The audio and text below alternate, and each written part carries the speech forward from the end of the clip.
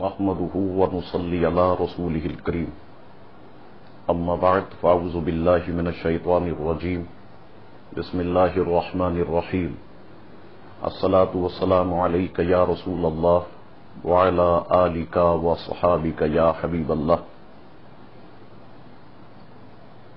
میں امیر جماعت اہل سنت پاکستان کراچی عالم اسلام کو دل کی گہرائیوں سے جشن عید میلاد النبی صلی اللہ تعالی علیہ وسلم کی مبارکباد پیش کرتا ہوں. جس مہینے کا انتظار دنیا کے مسلمانوں کو تھا، الحمدللہ وہ عظیم مہینہ شروع ہو چکا.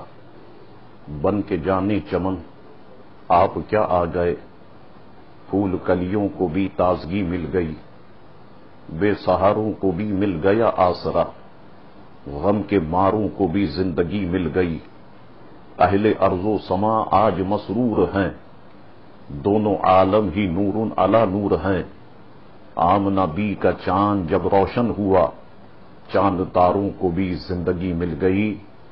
میں کراچی کے تمام سنی مسلمانوں سے دل کی گہرائیوں سے یہ درخواست کروں گا کہ خدا کے لیے 12 ربیع الاول شریف میں آپ اپنے گھر نہ بیٹھیں، بلکہ میلاد شریف کے جلوس میں ہمارے ساتھ چلیں اور وہ تاریخی لمحات انشاءاللہ تبارک و تعالی اب آن پہنچنے والے کہ جس میں سنی مسلمان پوری یکجہتی کا مظاہرہ نشتر پاک میں کریں گے.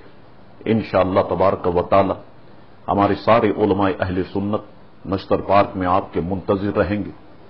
تو میری آپ سے درخواست ہے کہ میلاد مصطفیٰ صلی اللہ تعالی علیہ وسلم شایع نشان طریقے سے منائیں، اپنے گھروں کو سجائیں، اپنے علاقوں کو سجائیں، اپنے محلوں کو سجائیں، اور اپنے اپنے گھر پر ایک سبز پرچم آپ ضرور لہرائیں. جتنا بھی آپ سے ہو سکے میلاد مصطفیٰ صلی اللہ تعالی علیہ وسلم میں حصہ لینے کی کوشش کریں، اس چراغاں میں حصہ لینے کی کوشش کریں. یاد رکھیے کہ ہم ہی وہ لوگ ہیں جو کراچی اور پاکستان سے بارود کی بدبو ختم کر سکتے ہیں، کیونکہ ہم درود والے. انشاءاللہ تبارک و تعالی اب درود کی خوشبو پھیلے گی، بارود کی خوشبو انشاءاللہ تبارک و تعالی یہ ختم ہو کے رہ جائے گی. اللہ تبارک و تعالی میرا اور آپ کا حامی و ناصر ہو. وآخر دعوانا ان الحمد للہ رب العالمین.